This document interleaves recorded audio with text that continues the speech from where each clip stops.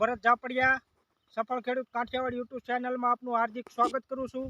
ખેડૂત મિત્રો, આપણે હર હંમેશા બધા જ વિડીયોમાં કહેતા હોઈએ છીએ કે સ્વદેશી અપનાવો અને ઝેર મુક્ત ખેતી કરો એ હેતુથી તમામ ખેડૂતો અમારા વિસ્તાર છે અથવા અન્ય કોઈ ગામના ખેડૂતોને આપણે યુટ્યુબના મારફતે ખેડૂત કઈ રીતે પગભર થાય અને પ્રાકૃતિક ખેતી કરે, ઓછા ખર્ચની ખેતી થાય એ માટે આપણે ખેડૂતોની મુલાકાત લેતા હોઈએ છીએ। તો અમારા વિસ્તારના જે પ્રગતિશીલ ખેડૂત છે, આમ તો જેઓ માસ્ટર ટ્રેનર તરીકે જેમની નિમણૂક કરવામાં આવી છે તેવા માસ્ટર ટ્રેનરની આપણે મુલાકાત લેવા આવ્યા છીએ। તો સૌપ્રથમ એમનો પરિચય લઈ આગળ વાત કરીશું। તમારું નામ? મારું નામ ડેરવાળિયા મનસુખ રવજી, ગામ થોરિયાળી, તાલુકો વિછિયા, જિલ્લો રાજકોટ। મોબાઈલ નંબર છે 74 461 60 418। ફરીથી બોલો મોબાઈલ 74 461 60 418। હવે મનસુખભાઈ, તમે જે પ્રાકૃતિક ખેતી કરો છો, આપણે બધાની હારે જે નિમણૂક કરવામાં આવી છે માસ્ટર ટ્રેનર તરીકે, તો તમે કયા કયા ગામોમાં મિટિંગો કરી અને ખેડૂતોનો કેવો રિસ્પોન્સ આવ્યો છે કે ભાઈ આની ખેતી પ્રાકૃતિક ખેતી કરવી પડશે? બધા ગામડામાં 4-5 ખેડૂત તૈયાર થઈ ગયા છે। હનાળીમાં એક ગામમાં 15 ખેડૂત પ્રાકૃતિક ખેતી કરવા માટે તૈયાર છે। બરોબર છે।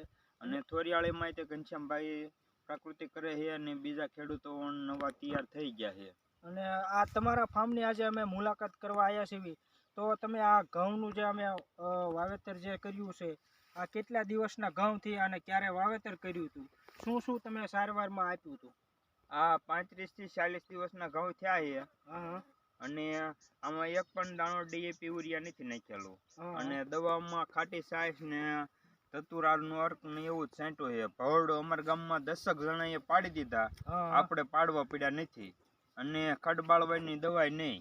તમે ખેડૂતો જોઈ શકો છો કે અમારા માસ્ટર ટ્રેનર પોતે પ્રાકૃતિક ખેતી કરે છે। બધા ઘઉંમાં નિંદામણ નાશક એટલે ખડ બાળવાની દવા મારતા હોય, તો આમાં તમે ખડ પણ તમે જોઈ શકો છો કે ભાઈ એમને કોઈ પણ પેસ્ટિસાઇડ વાપર્યું નથી, આ તમે જોઈ શકો છો। અને સાથોસાથ મનસુખભાઈને રોગ જીવાત માટે આ પણ એને મૂક્યું છે, જેથી કરી ઘણો બધો ખેડૂતોને ફાયદો થાય છે। સોલાર ટ્રેપ જેને કહેવાય, આંતર બતાડજો કે ભાઈ આપણે ખેડૂત મોલમાંથી આ સોલાર ટ્રેપ લાવેલા છે, તેમાં રોગ જીવાતને બધું તમે જો નરી આંખે જોઈ શકો છો। ફૂદા છે અથવા આ જે લીલી પોપટી યુવલના જે ફૂદા હોય આપણને ખ્યાલ પડે કે ભાઈ કઈ રીતની આપણે કઈ દવાઓ છાંટવી, કે ભાઈ લીમડાનો અર્ક છાંટવો કે ગૌકૃપા અમૃતમ બેક્ટેરિયા છાંટવા કે પાયાના ખાતર તરીકે ઘનજીવામૃત છાણિયું ખાતર વાપરવું, લીંબોળીનો ખોળ છે, એરંડીનો ખોળ છે, આ બધું તમે વાપરો તો 50% લગભગ ખર્ચો થાય, 50% તો આપણી બચત થવાની જ છે।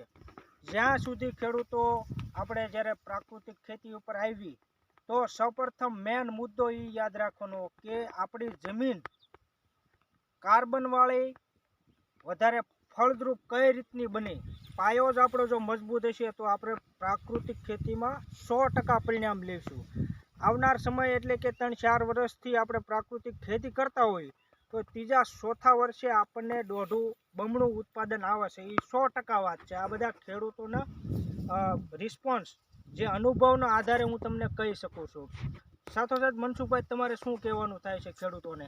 આમાં આ 5 વીઘા જમીન છે, એમાં એક વર્ષ એક બીજા ભાઈએ ઘઉં વાયા હતા, એમાં એને આખા એમાં 5 વીઘામાં વાયા હતા ને તો એને ધ્યાન નથી દીધું, એટલે 45 મણ 5 વીઘાના 45 મણ ઘઉં થયા હતા અને આપણે આ 2 વીઘાના જ વાયા છે અને પ્રાકૃતિક રીતે પકવવા છે, એટલે કોઈ પણ દવા ખાતર વિનાને આપણે પકવવાના ને તો આમાં ઓલા કરતા હવાયું ઉત્પાદન આવશે। એટલે તમને વિશ્વાસ છે કે ભાઈ આપણે કોઈ પણ ઝેર નથી નાખ્યું છતાં પણ આ પાક થાય છે? હા, એટલે ખેડૂતોને મોહ હોય છે કે ભાઈ રાસાયણિક ખાતર નાખો એટલે ઉત્પાદન વધે છે। 100% ઉત્પાદન વધે, 105% ઉત્પાદન વધે છે, પણ તેની સામે તમારે ખર્ચો કરવો પડે છે અને જમીન આપણી કેમિકલવાળી રાસાયણિક ખાતરવાળી બંજર બનતી જાય છે। જો આ સુધારો કરવા માટે આપણે પ્રાકૃતિક ખેતી પર જો વળશું તો વધારે બેનિફિટ રહેશે અથવા ખાવાનું સારું મળશે અને ખાવા માટે આની ગુણવત્તા વધુ ઉપલબ્ધ રહેશે એમ. અને ખાવામાં એટલે માની લો કે આપણે આ ઘઉં ખાધા એટલે આપણું આરોગ્ય સારું રહેશે, દવાખાને પૈસા ઓછા આપવા પડશે, ડૉક્ટરોને પૈસા ઓછા આપવા પડશે. જે કંઈ આપણે જમીન ઉપર આપણે વાવી સીવી આપણે ઝેર વિનાનું જો ખાવું હોય તો આપણે પ્રાકૃતિક ખેતી ઉપર વળવું પડશે. તો આ વિડીયોને તમામ ગ્રુપમાં શેર કરો, જેથી અમારા વિછિયા તાલુકાના જે તમામ ખેડૂતો જોઈ રહ્યા છે કે અમારા માસ્ટર ટ્રેનર પોતે છે, તો આ પ્રાકૃતિક ખેતી ઉપર વધારે ને વધારે ભાર આપે. હવે મનસુખભાઈ, તમે ખેડૂતોને શું સંદેશો આપશો, પછી આપણે પૂર્ણાવૃત્તિ કરીશું. નાના પ્રાકૃતિક કરે તો જ સારું છે, નકર આગળના જમાનામાં 3 વર્ષ જાય છે તો માણસો દવાખાનાથી કંટાળી જવાના. કારણ કે અત્યારે જો સામાન્ય તમે 28 વર્ષના છોકરાને જો નાના બાળકોને જો હુમલો આવતો હોય, જો યુવાની અવસ્થામાં, તો મોટી ઉંમરમાં તો ક્યાં જઈને ઊભું રહે એનું કોઈ નક્કી જ નહીં એમ.